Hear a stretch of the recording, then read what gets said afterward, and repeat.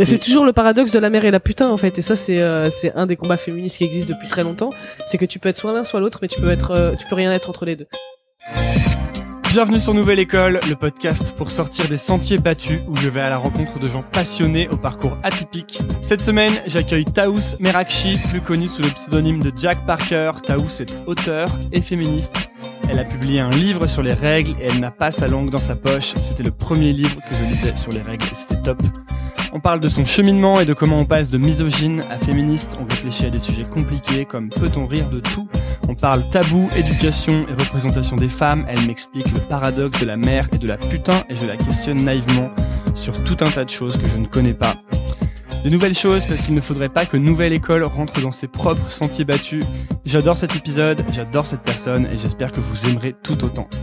Pensez à vous abonner sur iTunes ou Apple Podcast, vous êtes de plus en plus nombreux à suivre, ça me fait bien plaisir. Une dernière chose, l'endroit est un peu bruyant, mais ça se calme au fil de l'épisode. Bonne écoute. Déjà quand je parle de règles 10 minutes sur RMC, je me fais harceler pendant 2 jours par des connards, donc... Oui, j'ai vu que t'étais passé chez Bourdin. Oui. Alors que bon, ça s'est passé ensuite. Ouais, bah c'était horrible, hein. Je me suis fait insulter, traiter de pute, traiter de féminazie, évidemment, hein, parce que...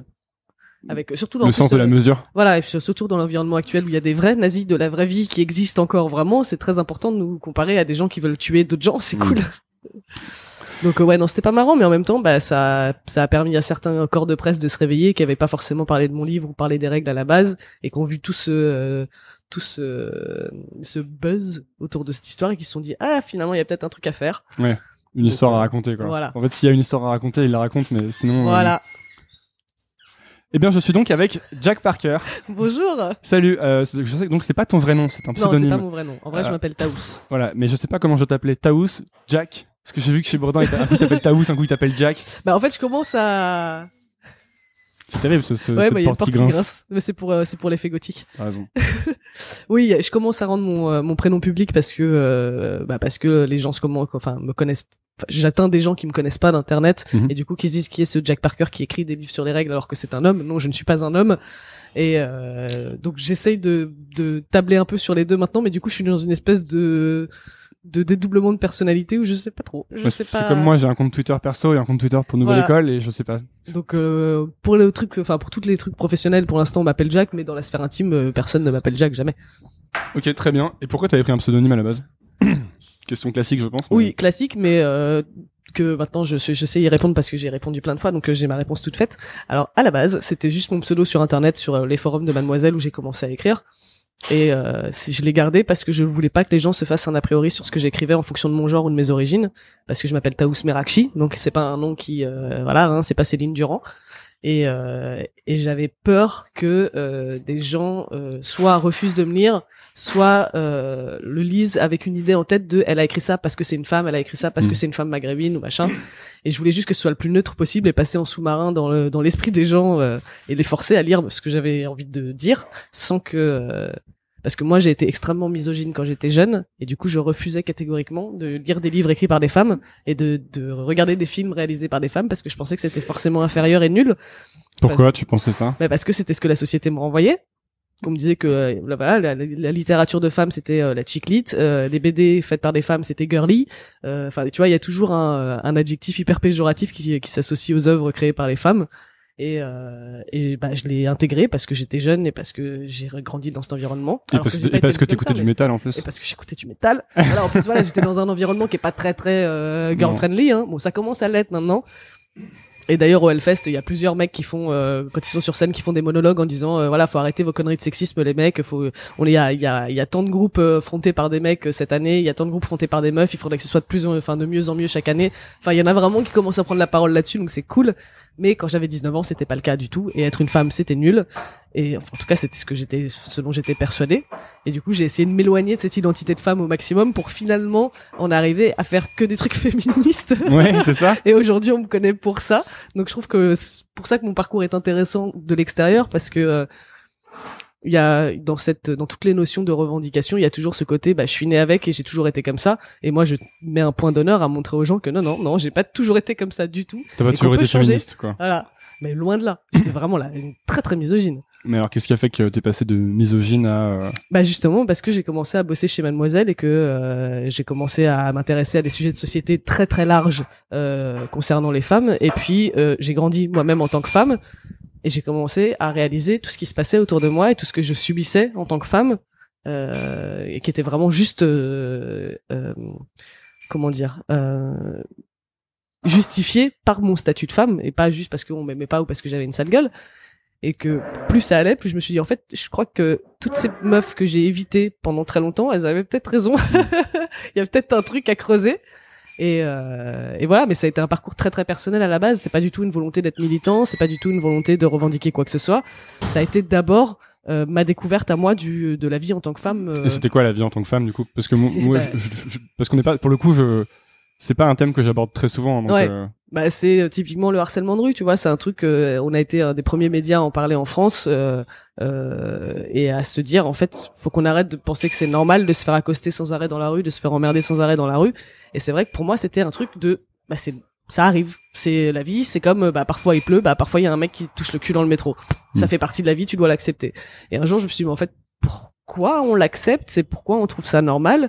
Et j'ai commencé à en parler autour de moi et toutes les meufs qui me disent ah oui moi aussi si tout le monde peut-être qu'on fasse quelque chose au bout d'un moment quoi.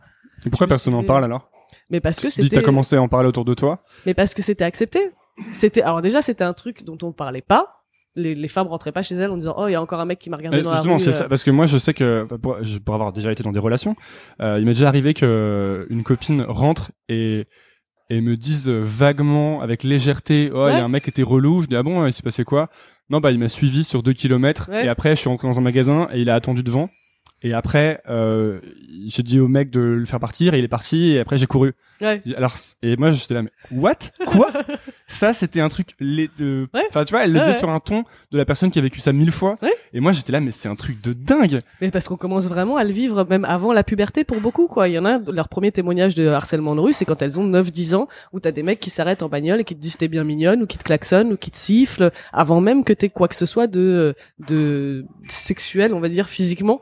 Même si voilà, c'est pas parce que t'as une énorme paire de nichons qu'il faut que ça justifie quoi que ce soit, hein, mais c'est encore plus fou de se dire qu'il y a des mecs de 30-40 piges qui n'ont aucun problème à accoster des gamines de 12 ans dans la rue juste parce que c'est des femelles quoi, et qu'il faut qu'ils signalent leur territoire en disant bah là ma grande t'es sur mon territoire donc du coup je vais bien te le faire comprendre et tu vas bien flipper quoi. Et c'est le fait que ça arrive tout le temps depuis aussi longtemps qui fait que les filles en parlent pas, tu penses? Bah ouais, ça a été tellement intégré. C'est intégré quoi. Ouais. C'est un truc de la vie quotidienne. C'est même pas la vie de femme, on s'est même pas posé de questions, c'est la vie quotidienne quoi. C'est on vit dans une grande ville, on se fait emmerder, point barre, c'est tout, c'est comme ça. Et encore que je suis pas sûr que ce soit beaucoup plus facile enfin tu croises moins de gens en province. C'est ça. Mais moi j'ai vu des histoires tout pareilles de Non mais il y en a partout évidemment, hein. C'est juste une question effectivement de fréquence et moi je sais que je ne peux pas sortir de chez moi sans qu'il se passe un truc.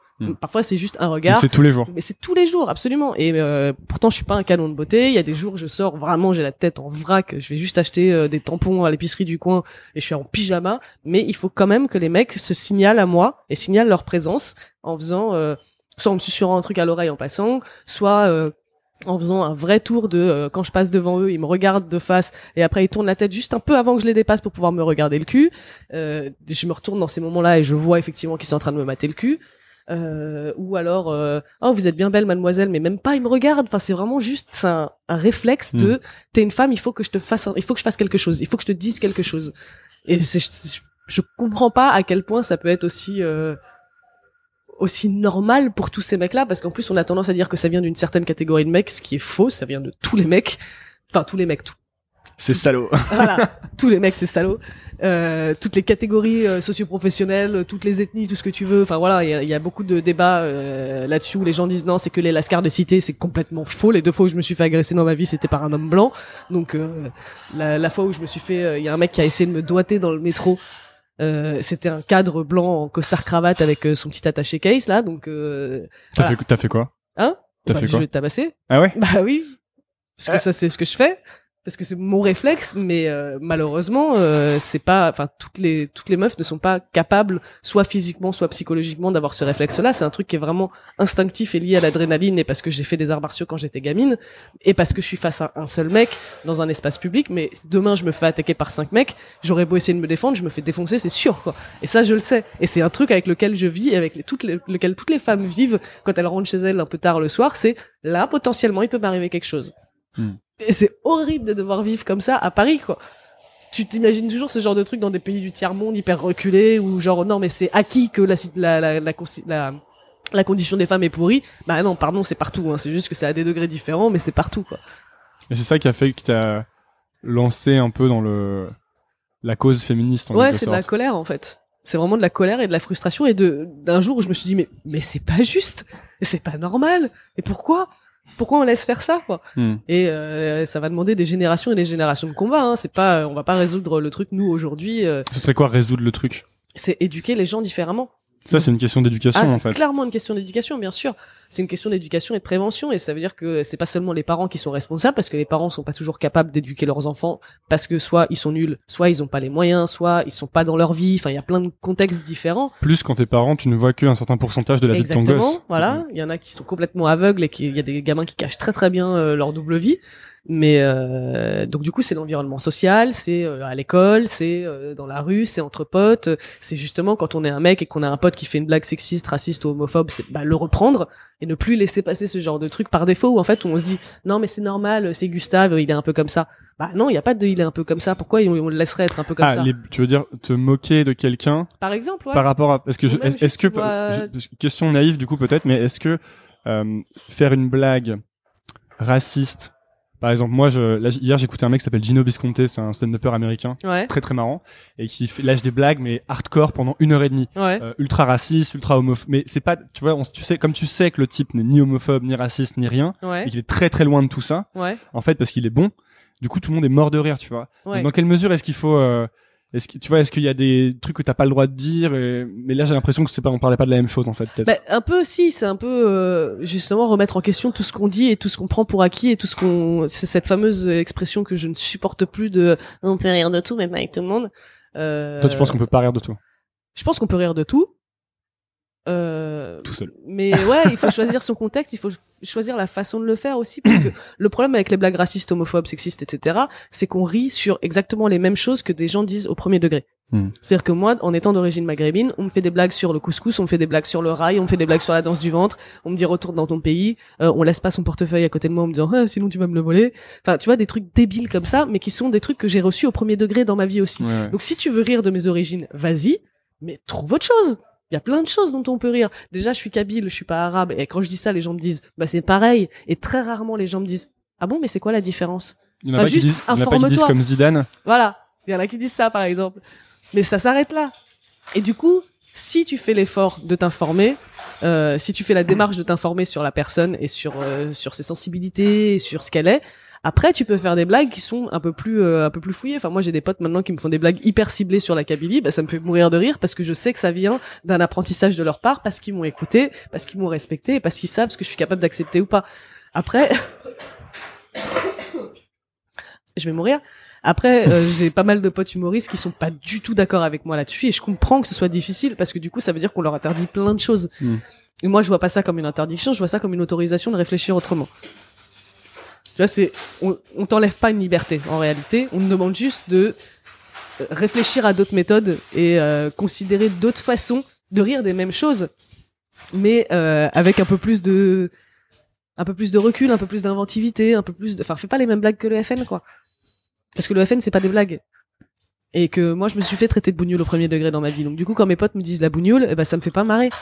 Parce que c'est un truc que j'ai vraiment vécu, et il y a vraiment des gens qui veulent que je retourne dans mon pays alors que je suis né en France, quoi. Après, pour le coup, c'est pas une excellente blague, quoi. Non, pas trop, non. Donc, mais après, voilà, moi, il y a plein de moments où je rigole face à des blagues homophobes, sexistes ou racistes, etc. Enfin, qui sont considérées comme telles parce que justement, elles sont bien faites et elles font pas mal. Et ça, il y en a beaucoup qui sont pas d'accord avec cette idée que les blagues ne doivent pas faire mal. Moi, c'est un peu mon idée de l'humour, c'est pas fait pour faire mal, c'est fait pour rassembler. Et il y en a plein qui disent, bah non, mais à partir de là, on fait plus rien et on peut plus rien dire et on peut plus rire de rien. Je suis presque un peu d'accord en fait. Moi, je suis presque du camp où moi j'ai l'impression que l'humour ça doit être un truc très très violent, tu sais. Oui. Mais très très violent quoi, presque presque dérangeant, tu vois. J'ai l'impression que du coup ça fait sortir des trucs, des rires que t'attendais pas un peu, tu vois. Mais le truc c'est que le problème c'est après c'est une question de frontière entre l'humour et le monde réel. Et surtout tu sais pas qui est ton public. C'est-à-dire qu'il y a des gens pour qui tu vas faire une blague, qui vont se dire, tu vois, des gens comme toi et moi, ils vont se dire, je sais que c'est pas vrai, mais ça me fait rire justement parce que c'est pas vrai. Et t'en as d'autres qui ont déjà une idée préconçue, qui ressemble à cette blague-là, et ça va les conforter en fait dans cette idée-là. C'est-à-dire que si tu dis, tous les noirs savent grimper aux arbres, nous on sait que c'est pas vrai, donc il y a quelqu'un qui va faire une blague sur un noir qui monte aux arbres et on va faire, ils se rigolent du cliché. Et t'en as qui le pensent vraiment et qui vont dire, ah bah voilà. Tu vois, c'est. En fait, ça dépend de quel côté tu mets la responsabilité. Exactement. En fait, ça, tu la mets du côté du public en disant, bon, bah, moi, je prends pas les gens pour des idiots, donc je considère que c'est pas des abrutis et qu'ils ont, soit ils ont été éduqués, soit ils s'éduquent. C'est ça. Ou alors, tu mets la responsabilité du côté de l'humoriste en disant, les gens sont des abrutis. Enfin, ou potentiellement. Et du coup, c'est de la faute de l'humoriste qui devrait pas. Exactement. Mais c'est pour ça que c'est compliqué comme débat, c'est hyper délicat. Et c'est pour ça que je pense que ça va prendre plusieurs générations à se caler, parce que justement, la racine, c'est l'éducation première, c'est faire en sorte qu'il n'y ait plus ces idées-là à la base, et là, on pourra s'éclater sur plein de trucs, et effectivement, je pense que l'humour doit provoquer, l'humour doit être parfois cruel et cinglant, et noir, et glauque, et tout ça, et j'adore ça, mais je suis moi-même j'ai le cul entre deux chaises par rapport à ça, parce qu'il y a des trucs vraiment qui me font hurler de rire. Et après, je me dis, putain, mais je devrais pas rire de ça. Enfin, j'ai une espèce de conscience maintenant qui s'est activée et je sais plus, en fait, j'arrive plus à savoir où est mon baromètre, quoi. J'ai l'impression que le rire, c'est le rire, quoi. Et que, en fait, si tu ris, tu devrais pas te sentir coupable de rire, tu vois. Et que, ça peut amener à se poser des questions, en fait. Et ça, c'est intéressant, mais que, je pense que c'est ça que j'aime bien dans le rire aussi, c'est que ça fait appel à un truc assez primaire, tu vois. Oui. Et, t'as raison, en fait, ce café était hyper tranquille. On a bien fait de venir ici. Désolé. Non, c'est pas de problème. Non, mais ça fait une petite ambiance bistrot, c'est bien, c'est à l'ancienne. Non, mais on parle du coup tu dis, c'est une question d'éducation et de faire disparaître ces idées. Mais ça, en fait, ça passe par quoi? Par exemple, par ce que tu fais quand tu publies ce genre de bouquin sur. Par exemple, ouais. D'ailleurs, le livre de Jack Parker, Le grand mystère des règles, pour en finir avec un tabou vieux comme le monde. C'est ça. Aux éditions Flammarion. Oui. Voilà. J'en suis très fière. Parce qu'en fait, il y a tu sais, là, on parlait de la vie quotidienne des femmes. Ouais. Et je te disais, c'est quoi? Et aussi, pourquoi est-ce qu'elles en parlent pas plus? Parce qu'en fait, c'est acquis comme une habitude et qu'en fait, peut-être qu'on dit pas assez que c'est pas normal, c'est ça? Bah oui. C'est comme récemment, ces dernières années ou ces derniers mois, disons, t'as des scandales plus ou moins à chaque fois qu'un truc se passe à la télé qui est un peu et ça c'est assez récent finalement. Quand tu vois, je sais plus qui c'était, mais quel mec fait mine de niquer une fille sur un plateau de Hanouna ou je sais pas quoi, là du coup les gens commencent à dire c'est pas cool. Et en fait ça c'est récent, donc c'est ce genre de mouvement pour toi? Bien sûr. C'est vraiment prendre conscience de tout ce qui nous entoure et se poser des questions. Alors après, ça veut pas dire qu'on aura toujours raison de s'indigner. Ça veut pas dire que tout le monde s'indignera sur les mêmes choses et qu'on sera tous d'accord. Mais au moins, c'est vraiment se poser des questions sur tout ce qui fait partie de notre environnement quotidien et de tous les trucs qu'on considère inoffensifs et normaux. Et se poser des questions sur la norme, justement. Qu'est-ce que c'est que la norme et à qui ça profite et à qui ça fait du mal? Parce que finalement, on se rend compte que la norme, elle est faite pour, principalement dans notre société, les gens qui sont blancs et valides et relativement beaux, hein, même s'ils sont bof, mais au moins qu'ils soient pas gros, qu'ils soient pas handicapés, tout ça. Et du coup, tout le monde crie à la discrimination positive en disant, ah, mais c'est pas bien, elle est connaît, bah, en fait, on est obligé de forcer les gens à mettre les coups de projecteur sur les autres parce qu'ils ne le font pas d'eux-mêmes. Et je parlais il y a pas longtemps avec une personne à qui je disais, tu vois, par exemple, le débat sur le voile en France, bah on voit rarement de femmes voilées en parler à la télé. On invite rarement les femmes voilées pour en parler. Il me dit mais si l'autre jour il y avait machin qui a été invité. Je fais OK, et qui étaient les autres invités? Incapable de me le dire. Et en fait, à partir du moment où tu peux citer la personne qui fait partie d'une minorité que tu as vue pour contrer mes arguments, c'est qu'il y a un problème, parce que tout le reste, tu peux pas le citer. C'est comme si je te disais, cite-moi un homme politique blanc français. J'en ai plein, moi. Bah voilà, t'en as plein. Alors, cite-moi une femme voilée, connue, militante. Aucune idée. Voilà.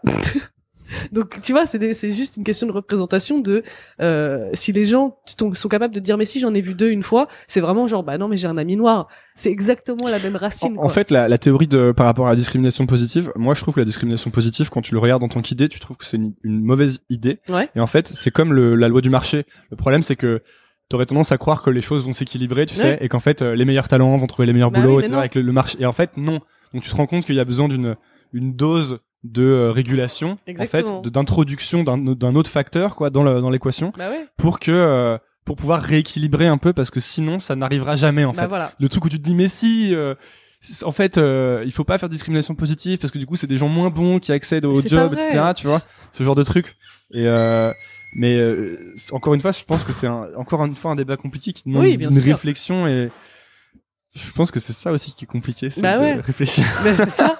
Mais c'est qu'il y a tous ces débats-là, c'est des débats qui se réfléchissent sur le long terme. Et aujourd'hui, je te dis tout ça. Ça se trouve, dans 6 mois, je me réécouterai et je me dirais, non, là-dessus, j'avais pas raison, c'est pas vrai, je suis pas d'accord avec ça.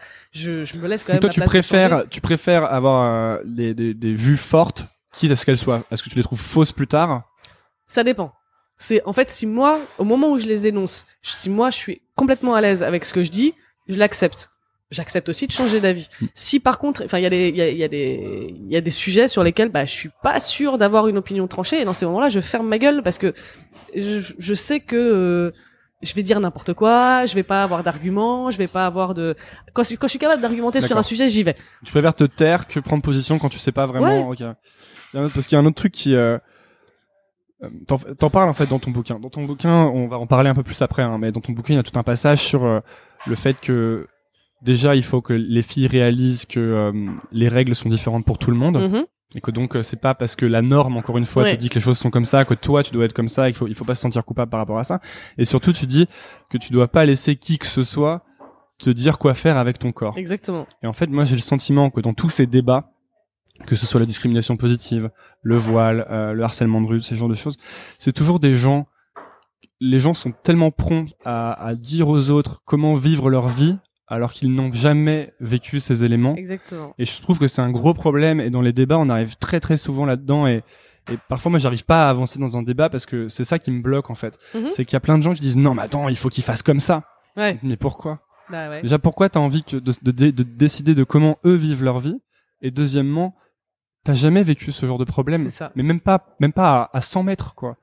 Et c'est un truc c'est un truc que je trouve vraiment problématique, en fait. Bah qui existe depuis la nuit des temps, et c'est tout le rapport à la morale, et décider pour les autres comment ça doit être. Et toutes ces histoires aussi d'intérêts communs supérieurs aux intérêts des individus dont je suis pas spécialement fan d'ailleurs. Désolé pour les gens du podcast qui décident de se désabonner. Mais oui, voilà, je pense que ça c'est un des vrais problèmes fondamentaux. Je pense qu'on devrait apprendre aux gens à arrêter de dire aux autres comment vivre leur vie. C'est un bon truc à leur apprendre, quoi. Et surtout à écouter ceux qui sont concernés. Parce que ça c'est un truc qu'on fait jamais. C'est-à-dire qu'on parle toujours à la place des gros, on parle toujours à la place des noirs, on parle toujours à la place des musulmans, et on les fait pas parler eux-mêmes. Et du coup, on se fait une idée à travers tout ce que les mêmes personnes appartenant à une même caste disent et répètent sans arrêt. Et finalement, les personnes concernées, elles sont là en bas en train de faire et nous, quand est-ce que vous nous écoutez? Et on est obligé de parler en marge et de trouver des réseaux en marge pour pouvoir en parler entre nous. Et c'est pour ça qu'il y a des lieux de non-mixité qui naissent, des festivals de non-mixité qui naissent aujourd'hui. Et qui font débat parce que forcément les hommes blancs ils ont pas l'habitude qu'on leur refuse grand chose et qu'on leur refuse l'accès à quoi que ce soit. Pour eux c'est complètement inhabituel, alors que pour les autres ça fait bien longtemps qu'on nous refuse l'entrée à plein de trucs. Et il y a effectivement des débats qu'on ne peut pas avoir avec des gens qui ne sont pas concernés.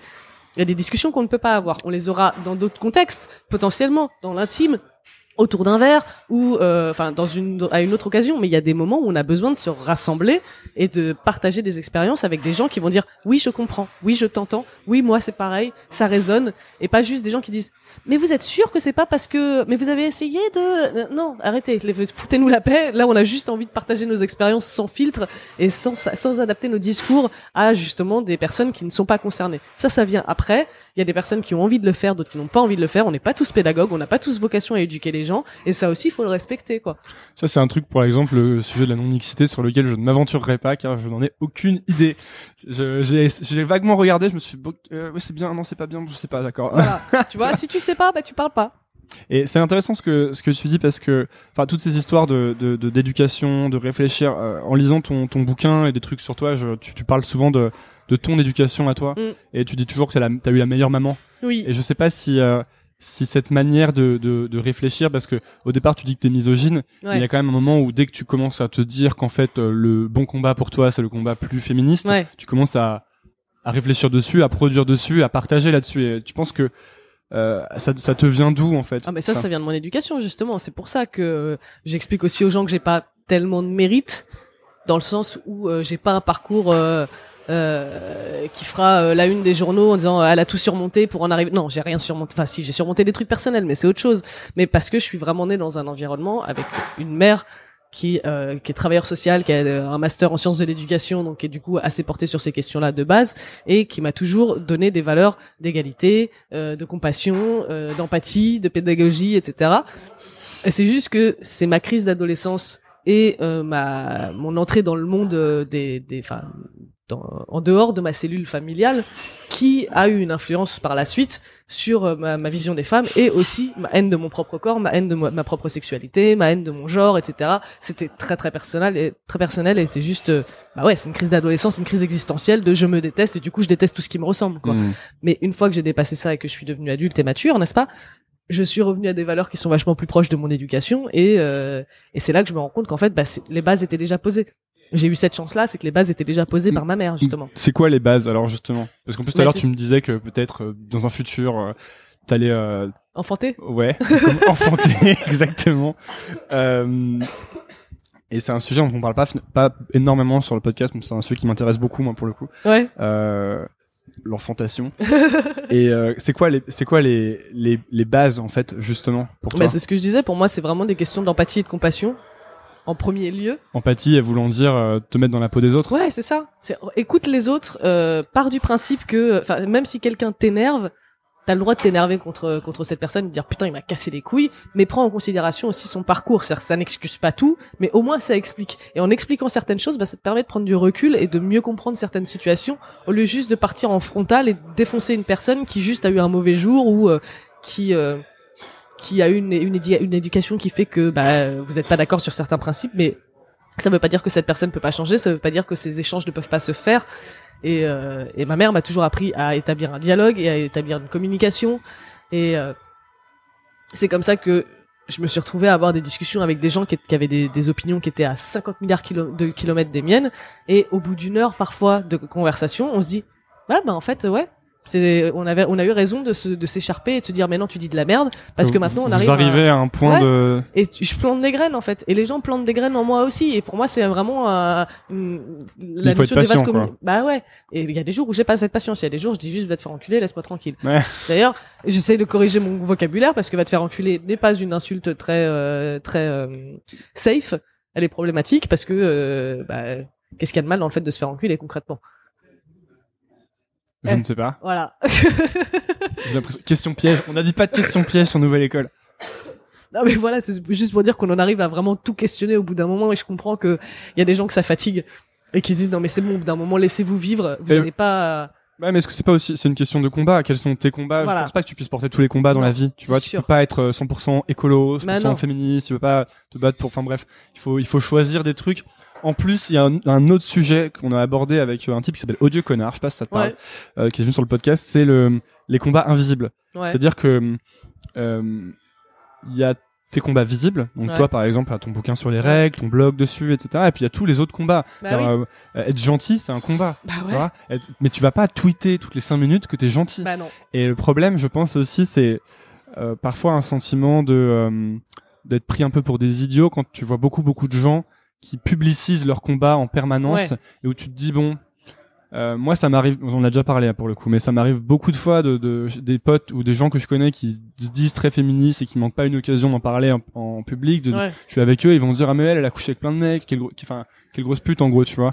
Et moi je me dis mais enfin tu vois genre pour le coup, si je défends bien un droit des filles, c'est le droit à coucher avec plein de garçons, parce que je pense que ça arrangerait tout le monde en plus.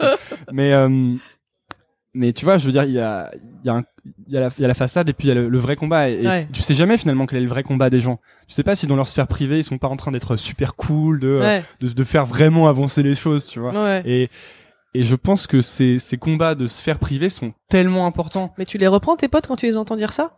Est-ce que je les reprends? Ouais, vaguement, quoi. Vaguement? Attends, mais moi, je pars de loin, hein. J'avance lentement, hein. Ouais, mais tu vois, ça fait partie des premières étapes où, enfin, déjà, il faut que tu t'intègres l'idée toi-même. Et après, on a besoin d'alliés. Et, parce qu'on peut pas tout combattre tout seul. On a besoin de la race humaine entière, pour s'améliorer. Et on a besoin d'alliés qui disent justement à leurs potes, en fait, ce que tu viens de dire, c'est de la merde et c'est problématique parce que si, parce que ça. Pour planter des graines. Après, ça marche pas. Il y a des gens, c'est des connards, ça restera des connards, et à ce moment-là, tu les vires de ta vie, et voilà. Mais, en fait, on a tellement l'habitude, ce que je disais tout à l'heure, d'accepter que, Bidule, il est comme si, non, mais Bidule, il est un peu réac, machin, il est un peu, vaguement raciste. Et on s'entoure de gens en se disant, ouais, mais bon, au moins, il est cool, enfin, il est marrant. Bah oui, mais s'il est marrant, mais qu'à côté de ça, il a des propos qui sont vraiment problématiques et qui peuvent faire du mal à des gens, c'est aussi un peu ta responsabilité, en tant qu'ami, parce que tu l'as intégré dans ta sphère sociale, de lui faire remarquer que ce qu'il dit, c'est pas très très cool. Mm-hmm. Parce que s'il disait un truc sur ta mère, tu le reprendrais. Oui. Voilà. Donc du coup, pourquoi ça devrait pas s'appliquer au reste des femmes? Mm-hmm. Bah, j'avance. C'est horrible, je me fais...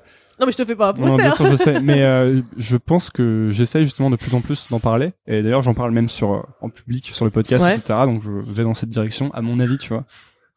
Des gens que tu connais. Oui. Ah, pardon. Le fameux bar tranquille. C'est mon QG. Sans interruption. Oui, j'ai raté. Je pensais qu'on serait au calme, j'ai raté. Et alors, pourquoi t'as choisi... Il y a des questions qu'on t'a déjà posées, hein, mais pourquoi du coup, dans toutes ces directions, dans toutes ces tangentes possibles, en fait, t'as choisi de partir sur les règles? Parce que les règles, c'est un excellent cheval de Troie. C'est-à-dire que, en faisant mes propres recherches, donc si tu m'aurais dit il y a 4 ans que j'écrirais un livre sur les règles, je t'aurais regardé comme si tu descendais de l'espace.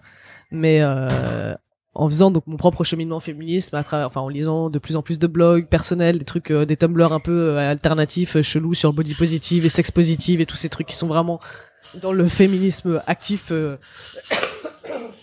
très concret. Je suis tombée sur plein de sujets sur les règles et je me dis mais pourquoi ça revient tout le temps? Qu'est-ce qu'on vient mêler les règles à ça? Qu'est-ce que ça vient foutre là-dedans?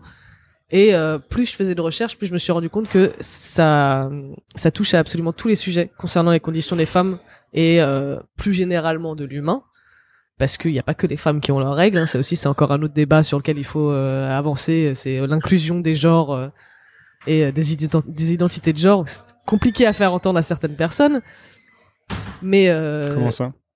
C'est des questions transgenres par exemple, et des personnes non binaires, c'est-à-dire que tu peux naître avec un utérus mais t'identifier comme homme, du coup t'auras tes règles mais t'es un homme, et tu peux à l'inverse naître avec un pénis mais t'identifier femme, et du coup tu es une femme concrètement mais tu n'as pas tes règles.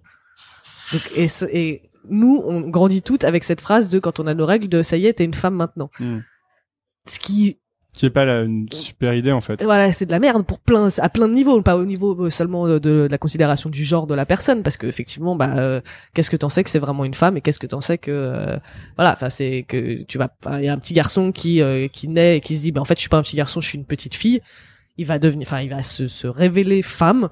Et il aura jamais ses règles, elle aura jamais ses règles. C'est compliqué. J'essaye de faire attention à heurter personne, mais j'ai du mal encore. Hein, mais ça va, je pense que les gens vont pas se vexer, hein, t'inquiète pas. C'est possible, hein, et du coup c'est pour ça que j'essaie de faire gaffe, parce que justement ma démarche c'est d'essayer de faire le moins de mal aux gens. Donc du coup j'essaie de contrôler mon vocabulaire, mais c'est pas simple. Et bref, donc cette femme va grandir sans utérus, sans avoir ses règles, dans une société où la féminité est en partie définie par les règles, et du coup, on va lui dire qu'elle sera jamais complètement femme parce qu'elle n'a pas d'utérus. Ce qui est complètement faux, parce qu'en réalité, c'est vraiment une femme. Donc on part vraiment dans des questions, donc ça c'est pour les questions de genre, mais autour des règles, on parle de politique, on parle d'économie, on parle de santé, on parle parce qu'en fait, sexe, ça dépend de ce qu'on appelle femme ou homme, non, puisqu'il y a deux réalités. Il y a une réalité peut-être de comment tu te sens et de comment t'es dans ta tête, et une réalité peut-être biologique de base qui c'est pour ça, non? Ouais, mais j'ai terrain miné, attention, fin de carrière. En plus, non, mais surtout je suis vraiment, étant moi-même une femme qu'on appelle cisgenre, c'est-à-dire que je suis née avec un utérus et je me sens femme, je suis pas la meilleure personne pour en parler. Non, mais moi je sais pas non plus, juste pour le coup dans le côté un peu compréhension du problème, c'est parce que je pense que c'est compliqué de se... Bah, en fait, si tu nais avec un pénis, tu peux grandir en disant ce pénis ne m'appartient pas, je ne suis pas censé avoir ce pénis parce que je suis une femme. Donc ta biologie... Toujours est-il que tu l'as. Hein? Toujours est-il que tu l'as, non? Oui, mais du coup, est-ce qu'il n'y a pas deux réalités un peu... Bah, il y a la réalité de ce que la société te renvoie, parce que la société te considère comme un homme, par défaut, parce que t'as un pénis. C'est-à-dire que tes parents, à la naissance, ils voient un pénis, ils t'appellent Benoît et pas Jacqueline. Donc voilà. Et après, donc il y a tout ton combat à toi du moment où tu réalises que bah en fait non, t'es pas dans le bon corps, t'es une femme quoi. Il y a pas à tortiller du cul, c'est juste t'es une femme et t'es née dans le mauvais corps. Et à ce moment-là, il y a toute une réappropriation justement de la biologie à faire. C'est pour ça qu'il y a des opérations, c'est pour ça qu'il y a des traitements d'hormones, etc. Pour essayer de faire en sorte que ton corps ressemble le plus possible à ton identité de genre. Mais c'est une question qui est extrêmement compliquée. Encore une fois, moi, je ne l'ai pas vécu. Et en plus, j'ai même pas de personnes transgenres dans mon entourage. Donc vraiment, je suis la dernière personne qui devrait en parler. Mais je pense que c'est important de le garder dans un coin de sa tête quand on considère femme-homme et qu'on parle de ce genre de questions, justement, notamment les règles. Parce que les personnes transgenres sont systématiquement exclues du discours sur les règles. En fait, être tolérant, c'est hyper compliqué, quoi. Oui. Mais je disais ça naïvement, c'est une phrase à la bloquer, tu sais, ça me laisse... c'est ça. En fait, oui, non, mais c'est vrai que c'est compliqué. C'est pour ça qu'il y a plein de gens qui disent oh non, mais ils commencent à pencher la tête par la fenêtre, à dire oh non, c'est la merde, je vais rester chez moi. Et je comprends ce réflexe-là parce qu'effectivement, plus ça va, plus on rajoute des trucs avec le vocabulaire inclusif, avec le harcèlement de rue, avec les questions de genre, avec tout un tas de trucs. Et du coup, si toi t'as 40 trains de retard, bah forcément l'idée de rattraper tout ça, ça te pétrifie quoi. Et donc ton premier réflexe, ça va être de dire non, c'est de la merde, laissez-moi tranquille, venez, on garde les choses simples, mais parce que les choses sont simples pour toi. Mais du coup, ça veut dire qu'il faut faire attention au fait que bah c'est pas simple pour tout le monde et t'es pas tout seul sur cette planète. Et du coup, il faut prendre en considération le fait que bah il y a des gens pour qui c'est super compliqué quoi. Et à des degrés très différents. C'est-à-dire qu'une femme n'aura pas les mêmes combats qu'une femme trans, qui n'aura pas les mêmes combats qu'une femme noire, qui n'aura pas les mêmes combats qu'une femme trans noire. Enfin, il y a plein de degrés. Et c'est pour ça qu'on a aussi besoin de ces espaces de non-mixité dont je parlais tout à l'heure. C'est parce que bah il y a des mouvements qui ne peuvent pas. C'est-à-dire qu'il y a un mouvement chapiteau qui est le féminisme, mais en dessous il y a plein de ramifications. Et pour être le plus inclusif possible, bah ça demande de se poser des vraies questions et de faire attention à trouver sa place et à pas marcher sur les autres quoi. Parce qu'on est beaucoup et du coup on est toujours en train de regarder à droite à gauche de alors attends j'ai dit ça mais est-ce que ça a pas fait de mal à ma voisine? Non c'est bon, et elle va dire ça mais moi ça va me faire du mal à moi. Enfin c'est sans fin quoi. Donc je comprends que ce soit épuisant pour beaucoup de personnes. Je sais pas si c'est sans fin, peut-être que c'est juste un principe général de vie de pas avoir trop de mal à remettre en question ses préjugés. C'est ça. C'est plus un principe général. Bah ouais. C'est parce qu'en fait tu vas pas aller dans chaque case et voir comment ça se passe et tu vois et faire un dictionnaire de tout ce que tu dois penser. Bah oui. Mais tu peux avoir des principes généraux qui sont difficiles à appliquer. Hein. Bien sûr. Tout le monde a ces trucs ancrés qui sont vraiment ancrés profondément. Ouais. Et même les gens les plus tolérants du monde, je pense que tu peux les mettre face à un truc où ils font non, ça c'est de la merde. Oui. Tu vois bah oui. Et donc je pense que c'est plus une espèce de posture de l'esprit, de se dire à chaque fois que on me parle d'un sujet et que je sens un peu une sorte de d'agacement ou d'irritation à l'intérieur. En fait, je pense qu'il faut arriver à s'observer et voir cette irritation, voir cet agacement. D'où elle vient. Voilà. Pourquoi est-ce que je sens ça? Pourquoi est-ce que mon identité se sent agressée face à ce truc-là en Exactement. fait. Je pense que c'est ça la vraie question. Et du coup, si t'arrives à mettre ce principe général un peu, là, t'avances plus facilement. T'avances. Et encore une fois, tu vas pas, je pense que c'est utopique, mais tu penses aussi sûrement d'attendre des gens du jour au lendemain la tolérance ultime. C'est pour ça que je te disais tout à l'heure que je pense que ça va prendre plusieurs générations. C'est parce qu'il faut inculquer ce principe-là très tôt. Et sauf qu'il y a des gens, aujourd'hui, qui ont 45 ans, ça va être difficile de les faire. Et ça, c'est tellement intéressant dans ton bouquin. Pour moi, ça, c'est la partie la plus intéressante. C'est alors, ça commence sur déjà les règles, on n'en parle nulle part. Et c'est tellement vrai. Et c'est marrant il faut que je lise ce truc pour me dire, c'est vrai en fait. Même dans Walking Dead, ce qui est quand même ouf. Ce qui est quand même dingue. Mais après, dans Walking Dead, j'aurais tendance à penser qu'ils ont beaucoup de tampons à disposition pour le coup. Mais ils en parlent pas. Aucun moment. C'est vrai que les mecs vont tout le temps chercher des mouchoirs, des trucs, et à aucun moment il y a une expédition. Et ça coûterait rien de mettre un plan où tu dis juste la meuf, elle prend tout le rayon de tampons et de serviettes hygiéniques et elle le fout dans son chariot, et ça coûte que dalle, hein. C'est 1 seconde de plan. Tu mets ça avec les mouchoirs, avec le PQ, avec le machin, et juste pour me rappeler que, y a ça aussi qui existe. Alors qu'il y a tout un arc autour d'une femme enceinte qui essaie d'avorter, de faire un test de grossesse, et ça, on le trouve, hein, y a pas de souci. Mais par contre, quand il s'agit de parler des règles, on n'en parle pas du tout. Ouais. De toute façon, je trouve que c'est une série vraiment nulle après la première saison, mais bon. et donc, il y a Walking Dead, mais il y a tout le reste.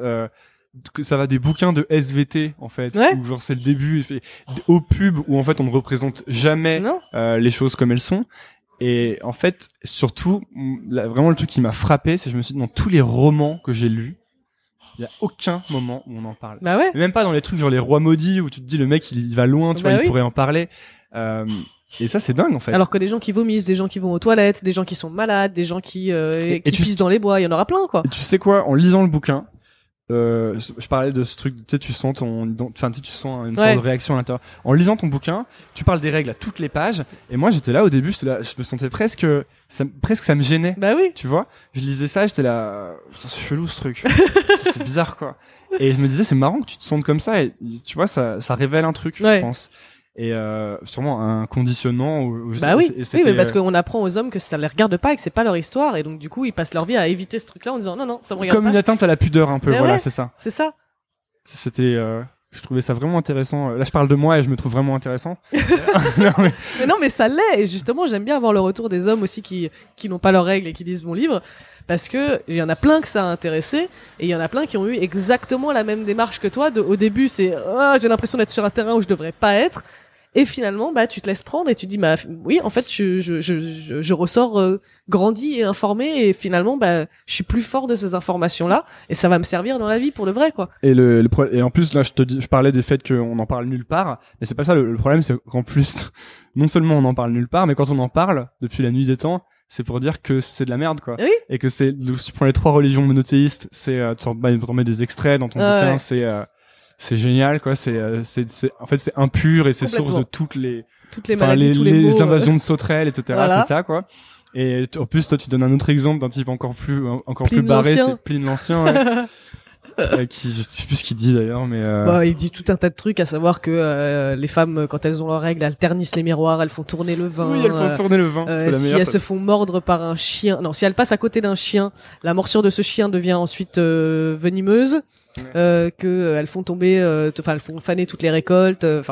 Franchement, c'est ce que je dis aussi dans le bouquin, c'est que si les règles avaient vraiment ce pouvoir-là, le patriarcat ça n'existerait pas. Hein. Ouais, ce serait Carrie en fait. Voilà. Le monde. Mais vous seriez tous nos esclaves depuis très très longtemps. Ouais. Si on avait le pouvoir de faire tout ça avec nos règles, les femmes seraient au top du top de la société. Hein. Ah bah d'ailleurs si, Carrie c'est un des premiers exemples où on parle. Et d'ailleurs c'est marrant que ça soit un peu associé à un élément de puissance. Bah oui. Film. Du coup, à la fin, elle finit par tuer tout le monde. Bah en fait, c'est ça c'est un peu ambigu le traitement de la puberté dans Carrie. Moi, je l'aime beaucoup parce que je suis fan de films d'horreur avant tout, d'une part, et parce que j'adore quand le féminin est monstrueux. C'est un livre, Carrie. Ouais. Non mais ça, je déconne. Bien sûr. Mais j'avoue que je n'ai pas lu le livre. Voilà, mais par contre, j'ai vu toutes les adaptations et toutes les suites hein, mais OK. Mais en fait, j'adore le féminin monstrueux. C'est un truc qui me fascine depuis très longtemps. Et en même temps, c'est hyper ambigu parce que du coup, ça renforce des trucs moyenâgeux et de l'Antiquité qui définissent déjà la femme comme monstrueuse et qui ont servi à nous assouvir, à nous opprimer, pardon. Genre l'exorcisme, etc. Voilà. L'exorciste. Tu vois typiquement ce genre de truc où tu te dis waouh c'est trop bien, c'est la femme qui a le pouvoir, elle détruit tout, et en même temps bah non, ça s'appuie sur des trucs que voilà, on rappelle que la femme est un monstre, on rappelle que la femme détruit, on rappelle que si la femme a du pouvoir, et ben ça va mal tourner. Donc du coup c'est un peu ambigu, et en même temps bah c'est quand même jouissif à voir quoi. En fait ça me fait penser à un truc il y a mon grand-père qui est mort. Boum, bombe lâchée ça c'est fait récemment, et on est allé à la messe. Et en fait la messe c'est un truc auquel moi je vais jamais, c'est pas trop ma tasse de thé. Ouais. Mais bon, donc là on y était. Et il y a un truc qui m'a frappé, c'est que j'ai trouvé que ça faisait vraiment illustration de folie collective en fait, j'ai trouvé. Ouais. Et que le type qui donnait la messe, donc en fait, j'avais l'impression qu'il racontait j'espère que ça va pas choquer des gens sur le podcast, mais qu'il racontait des aberrations et que tout le monde hochait la tête. Et notamment à un moment où pour moi c'était le summum, c'est quand il a dit il parlait de Marie. Il disait que Marie, c'est marrant parce que en cérémonie, il parle pas du tout du mort, il parle que de Jésus, de Dieu et de Marie. Il disait que Marie était géniale en quelque sorte parce que non seulement elle avait eu un gosse qui était un dieu, mais qu'en plus elle l'avait eu sans se salir quoi. Et donc le mec en fait, je trouvais moi que il te met un modèle de base déjà. Tu te dis c'est la religion dominante en Europe depuis 2000 ans. Et le mec te met un modèle de base où en fait il faut tendre vers j'ai un gosse mais sans baiser quoi. Ouais. Mais c'est toujours le paradoxe de la mère et la putain en fait, et ça c'est un des combats féministes qui existent depuis très longtemps, c'est que tu peux être soit l'un soit l'autre, mais tu peux rien être entre les deux. C'est-à-dire que quand tu es une femme, tu es soit mère soit putain. C'est-à-dire qu'il y a deux cases et qu'en fait si tu fais un effort pour t'en distancier, on va forcément te ramener à une des deux, c'est ça? Voilà, c'est que tu dois être soit pur monogame, vierge avant le mariage et parfaite en tous sens et dévouée à ta famille et à tes enfants. Soit tu fais autre chose et à ce moment-là, bah t'es une pute et t'es une traînée et t'es une impie, une hérétique et machin et si tu regardes bien la plupart des œuvres, que ce soit au cinéma, dans la littérature, etc., il y a toujours cet archétype-là. Il y a toujours la vierge et la putain ou la mère et la putain et ou la mère qui devient putain pour les besoins du film et qui revient mère à la fin parce que c'est la fin de rédemption. En effet, ouais.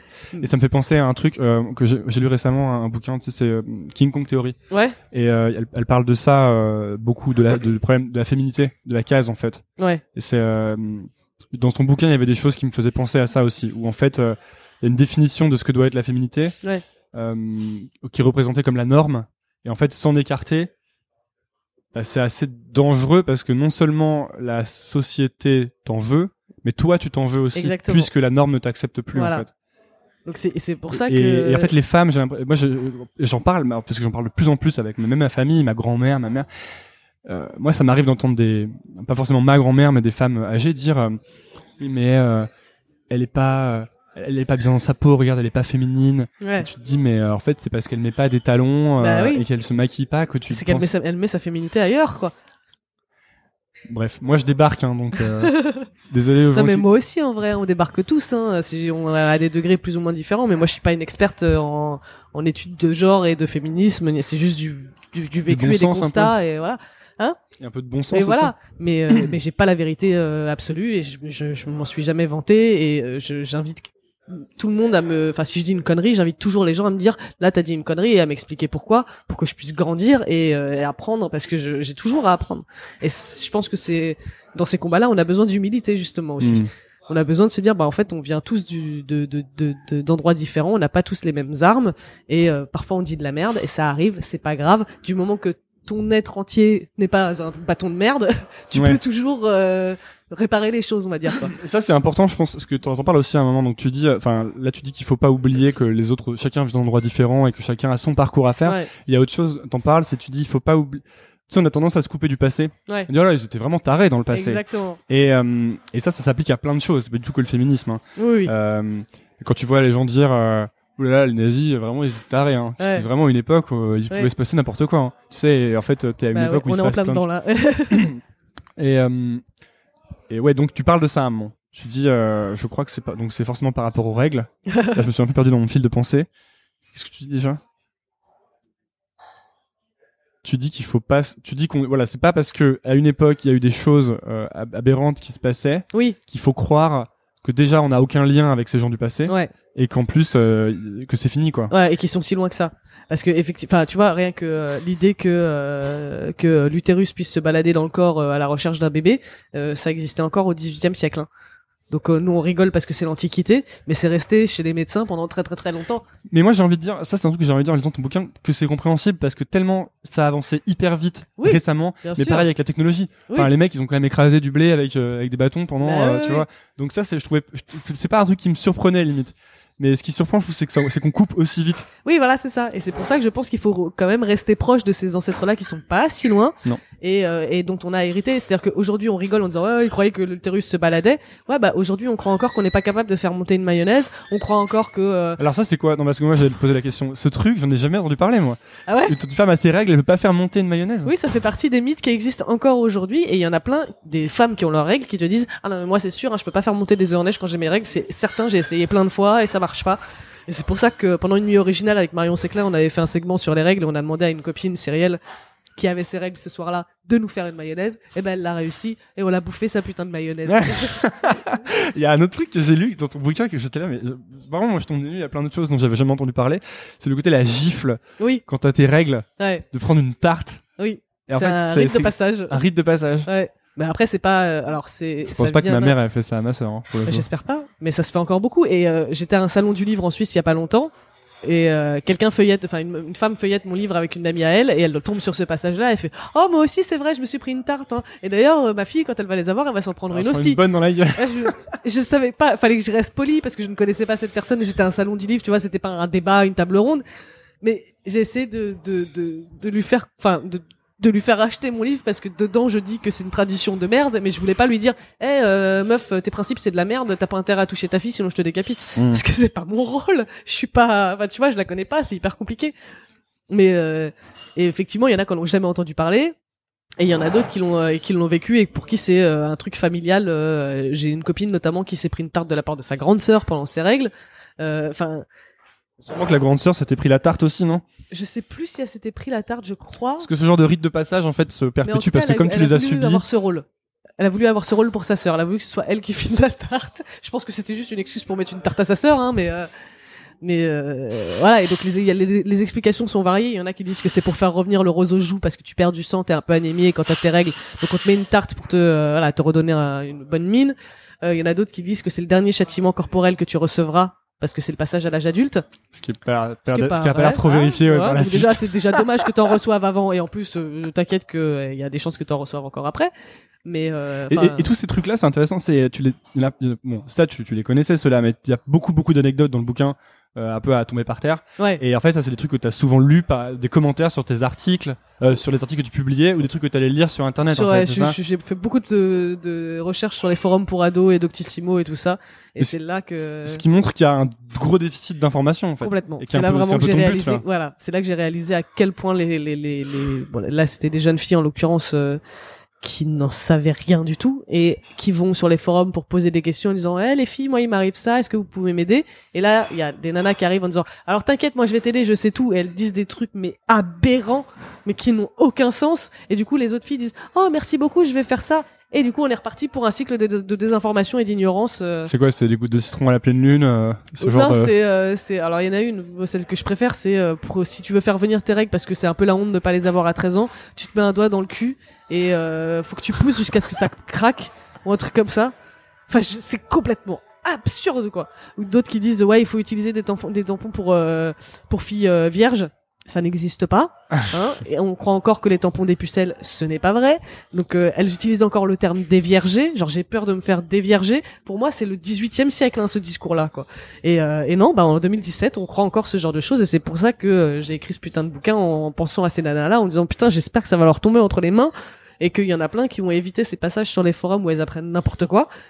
Pour qu'elle gagne du temps quoi, et qu'elle passe pas par toutes les étapes par lesquelles nous on est passé de ah c'est dégueulasse, ah j'ai honte, ah j'utilise pas les bonnes protections, ah je me fais n'importe quoi, comme les nanas qui se conseillent entre elles sur ces forums de mettre parce qu'elles ont peur d'avoir une fuite à l'école, c'est la trouille ultime d'avoir une tache sur son pantalon quand on est au collège, d'autant que tout le monde se fout de ta gueule. Exactement.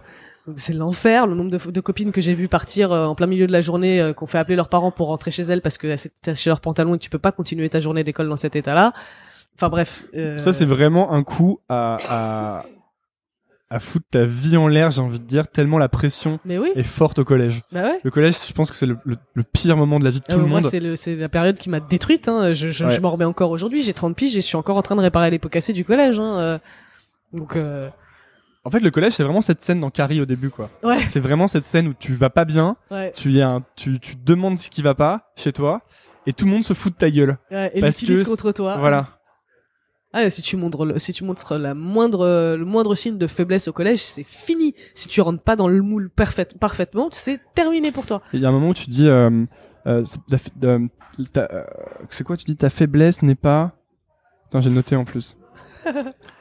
Mais non, mais qu'en fait, c'est pas parce que t'es faible que t'es... Oh là là, j'avais la phrase, bordel. Reprends tes notes. Mais non, mais en fait, tu milites pour un droit à la faiblesse un peu, tu vois. Oui. Et moi, je suis d'accord avec ça. Oui. Et ça me fait penser à c'est King Ju, le chanteur de Stupéflip, qui dit ça aussi. Il milite pour un droit à la faiblesse. Bah ouais. Et je suis d'accord. Je trouve que la faiblesse est trop perçue comme un truc négatif, tu sais. Bah surtout qu'on met le mot faiblesse sur tout et n'importe quoi, alors que c'est pas parce que tu souffres pendant tes règles que t'es faible, c'est pas parce que t'es dépressif ou t'es malade mental que t'es faible, c'est pas parce que... Non mais le moindre signe d'humanité en fait, c'est pris pour de la faiblesse. En fait, si tu montres que t'as des émotions, qu'il y a des fois où ça va pas, que t'as des défauts physiques. C'est super mal vu, bah oui. Et en fait, parce que je pense que j'ai pas envie de faire de la psychologie à deux balles, mais que les gens l'acceptent pas chez eux, ouais, bien sûr. c'est la norme, et bah du coup, oui.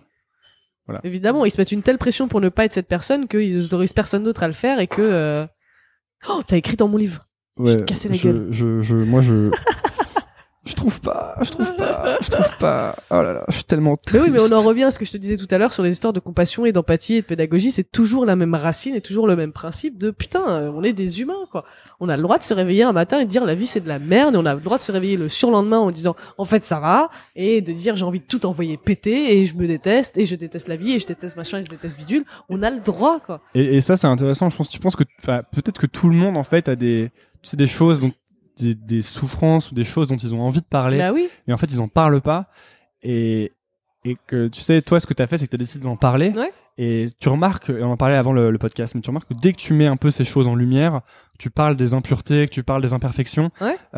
Ça résonne. Bah oui, et ça ouvre une brèche, et là les gens se précipitent en disant putain moi aussi, merci d'en parler, et je reçois des messages, parfois des mails, enfin quand je parle de dépression par exemple, je reçois des mails de 4 pages de gens qui me disent merci, vraiment c'est hyper important ce que tu fais, t'es vraiment forte, et moi quand je lis ça je me dis mais je suis forte de rien du tout, j'ai fait une note de blog parce que j'avais envie de crever, elle est où ma force là-dedans? C'est te dire à quel point, enfin où on met le degré de courage et de force aujourd'hui, c'est juste de dire ça va pas. Ça demande du courage et de la force, quoi. C'est ça, en fait, c'est ça la force, tu vois. Bah c'est marrant qu'on associe ça à de la faiblesse, alors que c'est l'inverse. Bah non, c'est le fait d'avoir le courage de dire que tu n'es pas parfait, enfin, au sens de la norme. C'est ça le vrai courage, en quelque sorte. Parce que ça fait peur. Et en fait, parce que c'est hyper facile de suivre la norme en réalité et de dire non, moi je fais voilà, je suis le poisson pilote et on fait tous pareil et je vais pas dépasser d'un poil. Parce que sinon je vais être mal vu, quoi. Mon grand-père, dédicace à lui, qui écoute tous les podcasts d'ailleurs maintenant, a écouté Gringe et disait oui, ce pauvre Gringe, il va lui arriver des bricoles parce qu'il dit trop de trucs sur lui et il est dans le showbiz. Et moi, ce que je pense, donc je l'ai pas encore dit, mais il va l'entendre peut-être, c'est que c'est l'inverse en fait. Ouais. Et que plus tu livres, tu sais, c'est un peu à la Eminem, tu vois. Genre, plus tu livres de choses sur toi et moins t'es vulnérable, en fait. Parce qu'on peut plus t'attaquer. Exactement. S'il y a une différence entre la personne que t'es vraiment et la personne que tu montres, là t'es hyper fragile. Ça a toujours été ma démarche, justement. Et ben voilà, et c'est pour ça que je voulais aussi t'inviter, parce que je t'avais entendu raconter des trucs hallucinants sur le Floodcast de Flaubert, et que je voulais faire passer le message aux gens qui écoutent que je pense que, en fait, dire la vérité, c'est plus dur, mais c'est aussi... C'est tellement plus gratifiant. Et c'est vrai que du coup, moi, étant un personnage public à toute petite échelle, mais déjà on en sent les ramifications quand on est tout petit, je sens que les gens cherchent des trucs, mais ils trouvent rien parce que je mets tout. Et c'est comme j'ai parlé de la relation avec mon père, j'ai parlé de la dépression, j'ai parlé de mes relations sexuelles, j'ai parlé de tous mes trucs de loser de collège, enfin tout est sur internet, tout est trouvable.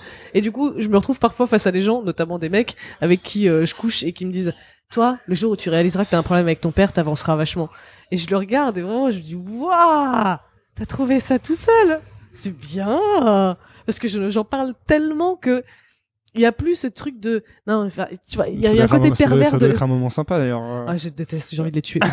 En fait, il y a des mecs qui sont, je dis des mecs parce que je suis hétérosexuel, donc je vois principalement des mecs, donc je sais pas comment ça se passe ailleurs.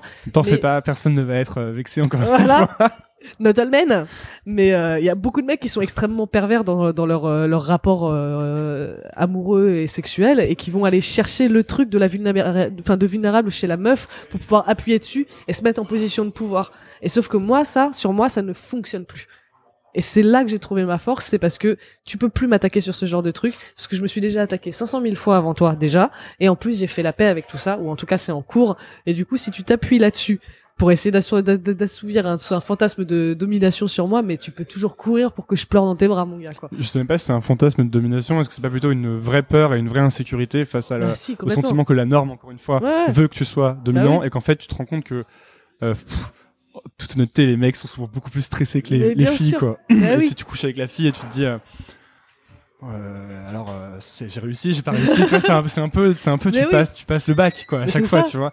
Et je pense que faut aussi faire la paix avec ce truc-là, tu vois. Bah oui. Bon, c'est pas le sujet du jour, mais il y a matière aussi à discuter là-dessus, hein. T'es contente de l'accueil du bouquin, de la résonance du truc, ou Je suis extrêmement contente. C'est-à-dire que c'est pas un succès commercial parce que c'est un sujet de niche d'une part, et parce que le marché du livre en ce moment c'est la merde. Je l'ai bien cherché à la Fnac, hein. Voilà. Il était dans je sais pas quel truc gynécologie au fond du rayon.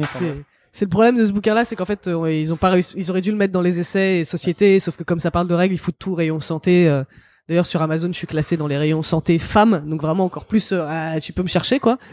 Mais donc c'est pas un succès commercial et je sais pas ce que j'en attendais vraiment, mais c'est un succès critique dans le sens où je n'ai pas reçu une seule critique négative de ce bouquin. Pas une. Mais vraiment pas une. Et pourtant, il y en a eu beaucoup, hein. Mais c'est toujours du 4-5 étoiles et toujours des diatribes incroyables de oh là là, c'est trop bien parce que si, parce que ça, lisez-le, faut vraiment que tout le monde le lise. Les gens finissent toujours par cette phrase-là de à mettre entre toutes les mains. Et c'est exactement l'objectif que j'avais en écrivant ce bouquin, c'est qu'il soit accessible à un maximum de monde. Et du coup, je sais que c'est un bouquin de transmission qui va s'asseoir sur le long terme dans la vie des gens, quoi. D'où l'humour aussi, d'où le style un peu léger qui fait que ça se lit bien. Ça, c'est mon style de toute façon. De base, c'est je voyais pas, enfin, je pouvais pas écrire autrement parce que j'ai toujours écrit comme ça. Donc j'ai dû juste faire attention à dire moins de putain et de bordel de merde et de chat parce que ça, je parle énormément comme ça et sur internet aussi beaucoup. Donc mon éditeur m'a dit alors soit toi, mais version quand même pour les enfants, quoi. Mais le ton, enfin c'est entièrement moi, quoi. Peut-être aussi que ça, parce que c'est nouveau, je pense que tu sais, c'est un peu le propre des trucs artistiques, c'est d'essayer de faire un truc un peu nouveau. Oui. Et en fait, quand tu fais donc c'est marrant, c'est intéressant. Moi, ça me surprend que tu dises qu'il y ait aucune critique négative. J'aurais eu tendance à penser que ça allait justement plus cliver, peut-être, tu vois. Bah, en fait, je pense que les gens qui potentiellement pourraient lui donner une critique négative sont les gens qui de toute façon ne vont pas le toucher. C'est ça. Donc c'est ouais, mais si on le remet dans la gueule, comme chez Bourdin par exemple, ouais. là tu reçois les critiques négatives qui ne sont pas sur le livre, qui sont sur toi, voilà, sur mais moi. Qui pourraient, tu vois, je pense que si on mettait ton bouquin au journal de 20h et que du coup 200 000 personnes allaient l'acheter, t'aurais là, sûrement bien sûr. Et encore, je suis même pas sûre en fait. Ah ouais. Je suis même pas sûre parce que je vois pas sur quoi je peux être attaqué dans ce bouquin. Je vois pas sur quoi. Enfin, c'est tellement. J'ai essayé de faire en sorte justement d'être tellement factuel et tellement dans le. En fait, c'est chacun pour soi, chacun comme il veut. Vous mettez pas la pression. On fait chacun avec les armes qu'on a. Etc. Enfin, j'ai essayé d'être vraiment aussi bienveillante, même si j'en ai marre de ce terme, mais aussi bienveillante que possible. Et du coup, pourquoi t'en as marre de ce terme? Parce qu'il est un peu utilisé à tort et à travers en ce moment sur internet avec la politique de la bienveillance et sauf que c'est parfois utilisé par des gens qui sont pas du tout bienveillants et c'est juste pour se donner un bon genre et voilà et pour dire non mais moi je suis gentil, regardez comme je suis très gentil. Non ta gueule, arrête. Je t'ai vu au café du coin l'autre jour, je sais très bien ce que tu racontes sur machin bidule et un tel, t'es pas gentil du tout, c'est pas vrai. Mais enfin bienveillance ça veut tout et rien dire, quoi. C'est ça fait, enfin, tu vois, c'est comme les nouveaux termes à la mode. À chaque fois, je me méfie dès qu'il y a un nouveau mot à la mode. Je me dis, alors, attends, qu'est-ce qu'on fout là-dessous? Parce que ça veut rien dire du tout. Mais ça fait quand même partie des termes que j'ai gardé en tête quand j'ai écrit ce bouquin. C'est essayer d'écrire un truc, justement, qui fait pas mal. Et qui froisse pas, et qui violente pas, qui brusque pas. Qui inclut tout le monde aussi. Et qui inclut tout le monde. En fait, toi, ta norme, c'est, ouh là là là, j'allais lâcher une phrase de podcast. J'allais dire ta norme, c'est la différence. Ouais! Je vais en faire ma bio Twitter. Ma norme, c'est la différence. Bref, désolé pour ce, mais je peux pas la dire comme ça et faire genre. Ouais. Je suis obligé. Mais je vois ce que tu veux dire. C'était ton rêve un peu d'écrire un bouquin, non? Ouais. Ouais. Ça fait longtemps que tu te disais j'aimerais bien écrire un bouquin dans ma vie. Bah depuis toute petite, en fait, j'ai grandi au milieu des livres et avec un père extrêmement littéraire et une mère aussi qui écrit beaucoup. Et on m'a transmis l'amour des livres très très très très tôt.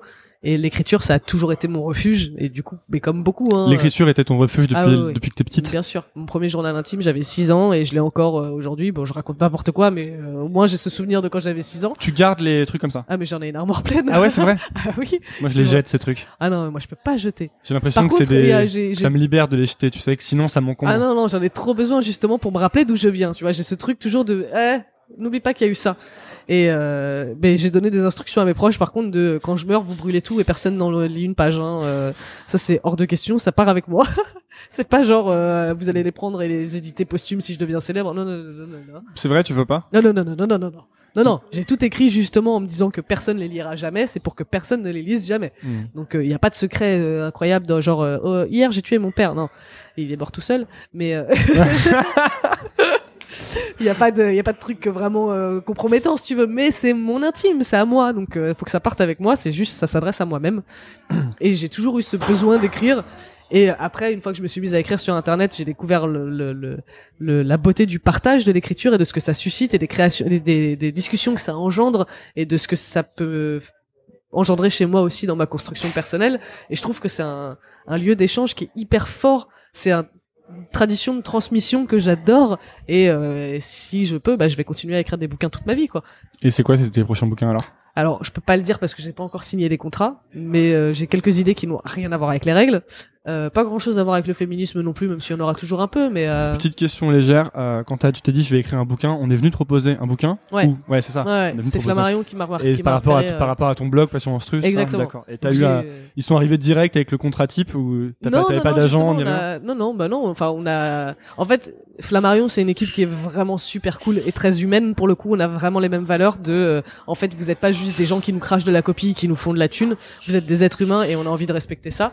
Et du coup, mon éditeur, Christophe Apsy, je te salue, a respecté mon ton, a respecté mes volontés. Il m'a rien imposé de trucs que je voulais pas faire. Si je voulais pas faire un truc, il me disait, OK, c'est toi qui choisis. Et j'ai été hyper respectée dans mon contrat. Je suis accompagnée dans tous mes événements presse par des gens de Flammarion. J'ai vraiment eu la meilleure entrée possible dans le monde de l'édition. C'est-à-dire que j'ai pas galéré avec mon manuscrit sous le bras et essayer de le vendre à droite à gauche. Donc là-dessus, encore, je sais que je suis une privilégiée. Parce que résultat, maintenant, ils attendent qu'une chose, c'est que je signe à nouveau chez eux, tu vois. Je sais pas si t'es une privilégiée, hein. Je pense que c'est une bonne, comment dire, un bon principe, je pense, c'est de pas attendre qu'on vienne à toi, c'est de commencer tout seul, tu vois. Oui, c'est ça. Et en fait, toi, t'as fait ton blog. Et je pense que c'est vraiment une bonne manière de commencer tout projet. Oui. Et de pas attendre, en fait, il y a un problème avec le fait d'attendre l'autorisation. Ouais. Tu sais, il y a ces gatekeepers, ces gens qui gardent la clé des trucs cool, genre publier un bouquin, faire un film. Et en fait, t'as toujours des autres manières de le faire. Ouais. Ça peut être publié sur Internet, ça peut être s'auto-publier. Il y a des gens qui s'auto-publient. Mais je l'ai envisagé complètement, ça d'ailleurs. Ou faire que un e-book et le mettre sur Kindle. Ouais, ça aussi, je l'ai envisagé. Et en fait, je pense qu'il y a toutes ces solutions, mais surtout l'important, c'est de pas, c'est le petit moment, c'est de pas attendre. En fait, c'est de pas attendre l'autorisation pour commencer, parce que tu peux commencer dès maintenant. Et en plus, tout ce que tu commences maintenant, c'est du capital en plus pour la suite. Et sûrement que des gens, si ça marche, parce que les gens qui veulent faire publier des bouquins, ils veulent juste des trucs qui vont peut-être un peu marcher ou intéresser des gens. Ouais. Donc s'ils voient que ton blog marche, ils vont te dire, bah viens, fais un bouquin, ça nous intéresse. C'est exactement ce qui s'est passé avec tous mes trucs, tous mes projets annexes. À chaque fois, c'est parce qu'on m'avait repéré pour un truc, que du coup on m'a invité pour tu vois, typiquement les chroniques de l'horreur, c'est Fab, donc le boss de Mademoiselle, qui m'a mis en contact avec Endemol. Ils ont vu ce que je faisais sur mon blog horreur. À la base, on voulait juste faire des vidéos, on savait pas de quoi, hein. Et ils ont vu ça, ils ont dit, bah en fait, elle va nous faire des trucs sur les films d'horreur, c'est obligé, elle peut pas faire autre chose. Et ils m'ont laissé faire ce truc qui était un de mes rêves. Passion Monstrue, ça a donné un putain de bouquin. Là, j'ai lancé une newsletter sur la sorcellerie moderne. Donc, rien à voir, hein. C'est quoi la sorcellerie moderne? C'est la sorcellerie, mais sans chaudron et sans yeux de triton. Donc ça demande d'avoir une ouverture d'esprit qui est différente, hein. Je vois sur ton visage que tu n'es pas client, c'est pas grave. Non, je ne connais pas, c'est tout. Je suis complètement... Parce que j'ai un côté spirituel qui n'est pas religieux. Mais c'est le tarot, les encens. Voilà. C'est pour ma mère, ça. Voilà, moi c'est ma mère qui est comme ça aussi. Je tiens ça d'elle, donc du coup voilà. Alors, tu ça, vois, c'est encore un tous mes truc tatouages un peu chelous, c'est que des amulettes et des trucs ésotériques. Ça, c'est encore un truc sur lequel il faut que je progresse niveau tolérance, je crois. Bah oui, mais en même temps, on peut parce pas... que c'est lié à ma mère aussi, c'est pour ça. Bah peut-être. Mais surtout en plus, ça touche à quelque chose qui est tellement pas concret et qui est tellement juste de l'ordre de ce que tu crois et de la foi que tu peux pas raisonner là-dessus. C'est juste. Moi, la religion monothéiste, par exemple, je trouve ça complètement absurde de l'extérieur. Et en même temps, je me dis, bah, ça fait du bien à tellement de gens que, bah, allez-y, faites-vous plaisir. Moi, j'aime pas qu'on me juge avec mes histoires de sorcellerie. Bah, je vais pas juger c'est parce que tu crois en Christ ou Allah ou Bouddha ou j'en sais rien. Ou même si demain tu décides de ressusciter les dieux grecs et de croire en Poséidon, vas-y, fais ton kiff, quoi. On met juste des mots différents sur des principes qui sont exactement les mêmes, qui sont des principes moraux et de la manifestation et les lois de l'attraction et tout ce genre de trucs. C'est exactement ça. C'est juste que on l'enrobe différemment. Et puis vous vous marrez bien, quoi. Et on se marre bien. C'est surtout ça. C'est y prendre du plaisir, en fait. À partir du moment où ça devient une contrainte et que ça devient chiant, ça m'intéresse plus. Mais moi, je prends du plaisir à faire ça, à faire mes petits rituels, à tirer mes cartes en allumant mon encens. Et j'ai l'impression d'être dans Charmed ou dans Buffy. Et je me dis, je suis trop une sorcière. Alors que non, pas du tout. Mais c'est pas grave. Ça me fait plaisir. Et du coup, il y a potentiellement un projet de bouquin qui va naître de cette newsletter incessamment sous peu. Les petits projets qui donnent des grands projets, en fait. Voilà. Il y a deux questions pour finir que je pose toujours, souvent aux invités. Ouais. La première, c'est une question qui pose en entretien chez Facebook. C'est qu'est-ce que tu ferais si tu n'avais pas peur? Bah pareil, mais en plus, parce que ce que je fais a nécessité que juste d'enterrer mes peurs, justement. Je suis déjà passé par ce truc de écrire, publier des trucs, me montrer en public. J'en étais terrorisé avant, et donc du coup, j'y arrive maintenant parce que j'ai moins peur. Mais j'aimerais pouvoir faire plus. C'est-à-dire que tu vois, j'aimerais lancer ma chaîne YouTube, je t'en parlais tout à l'heure, sur les films d'horreur. Je suis terrorisée à l'idée de me mettre devant une caméra. J'ai fait beaucoup de théâtre quand j'étais gamine. Peut-être que j'aimerais bien réessayer d'être comédienne, tu vois. Mais je suis paralysée face à une caméra, j'en suis incapable. Et en même temps, je suis tellement narcissique que j'aime trop qu'on me voit. J'aime trop la reconnaissance. Et du coup, je sais que je passe à côté de quelque chose parce qu'en écrivant des bouquins, on ne devient pas vraiment une superstar. C'est cool de le dire, ça aussi, je trouve. Par exemple, tu sais, il y a des... Quand tu dis je suis narcissique, ouais. Il y a... Enfin, je suis nombriliste plus que narcissique. Nombriliste ou égocentre, enfin, ce qu'on veut, quoi. Je pense que tout le monde a des choses comme ça. Ouais. Tu vois. Genre, moi, je sais que j'aime bien aussi le côté... se mettre en avant, partager des trucs. Sinon, je serais pas en train de faire un podcast, d'écrire des trucs, tu vois. Et en fait, je pense qu'il faut accepter quoi ces côtés-là qui sont pas forcément des défauts, c'est juste une partie de qui t'es. Mais tu sais, c'est tellement vilipendé. Bah oui. Genre. C'est la culture selfie et machin et t'es trop imbu de toi-même et oh là là, elle se trouve trop bonne, elle se trouve trop bien. Non, bah je me dis, bah écoute, aujourd'hui je me trouve bonne, je me trouve talentueuse, bah je vais le dire. Et j'ai envie qu'on le voit et j'ai envie que les gens me disent, oh, t'es bonne et t'es talentueuse. Parce que c'est agréable à entendre quand même, bordel. Ouais, et puis je pense qu'il faut juste être en accord avec ce qui t'es, ce que tu veux, et arrêter de te dire à chaque fois qu'il y a un...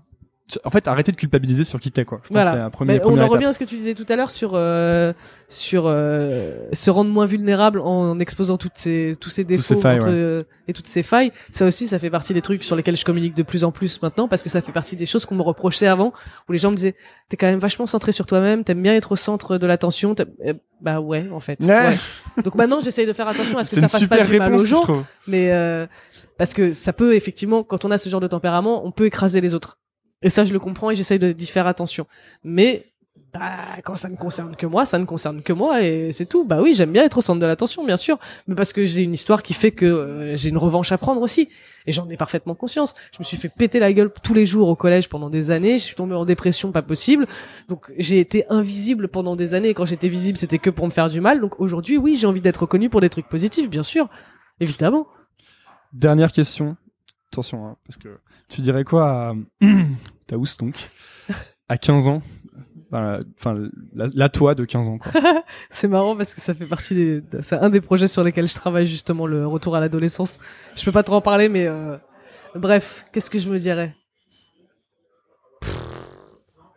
Accroche-toi, ça va être chaud. Tu vas en chier, mais ça vaut le coup. Et surtout, arrête de te détester, quoi. J'aurais aimé apprendre à m'aimer plus tôt. Parce que je suis aimable. Et ça, j'ai mis beaucoup de temps à l'accepter, à le dire. Mais je suis aimable. Il y a des choses qui sont aimables chez moi. Il y en a d'autres pas, mais comme tout le monde. Je suis pas un vieux tas de merde et je mérite pas de crever et de me faire marcher dessus comme je le pensais quand j'avais 15 ans. Et en fait, j'ai juste envie de retourner dans le passé, de m'attraper, de me faire un câlin et de me dire ça va aller. Parce que j'avais tellement besoin d'amour et de reconnaissance à l'époque et j'en ai tellement chié, j'en ai tellement pris plein la gueule. Alors, ça paye parce que aujourd'hui, je suis celle que je suis à cause de tout ça aussi et je m'en sors pas trop mal. Mais putain, si j'aurais gagné tellement de temps si j'avais été capable d'apprendre tout ça à l'époque, si j'avais été capable de reconnaître ma valeur à l'époque et de revendiquer mon existence et mon droit au respect. Et c'est ça en fait, c'est juste vas-y, ouvre ta gueule, te laisse pas marcher dessus. Eh ben merci beaucoup Jack Parker d'être venu sur Nouvelle École. Je vais pleurer à la fin du podcast, c'est super, merci. Ouais, bah c'est bien, c'est fait pour ça, tu sais. C'est Gringe, il disait la Nouvelle École de psychologie. Putain, mais je suis déjà en thérapie, j'ai pas besoin de toi. Merci beaucoup d'être venu. Où est-ce qu'on envoie les gens qui veulent en savoir plus sur toi ou qui... Là où je suis plus présente, c'est sur Twitter globalement. Jack X Parker, tout attaché. Et Facebook, c'est Jack X Parker, il y en a deux.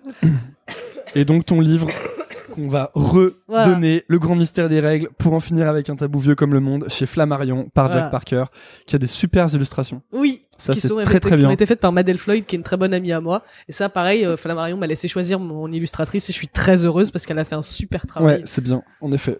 Voilà. Merci beaucoup. Merci à toi. Merci d'avoir écouté. Si vous êtes encore là, déjà, bravo. Ensuite, c'est peut-être que l'épisode vous a plu. Si c'est le cas, je vous invite à laisser un avis sur iTunes ou Apple Podcast. C'est ce qui m'aide le plus à gagner en visibilité. Pour cela, rien de plus simple. Lancez iTunes de votre ordinateur ou Apple Podcast de votre iPhone. Cherchez Nouvelle École, allez dans la section Notes et Avis et laissez un avis. Vous pouvez choisir le nombre d'étoiles. 5 est de loin mon préféré. Merci de soutenir ce podcast et à lundi pour un nouvel épisode. Salut!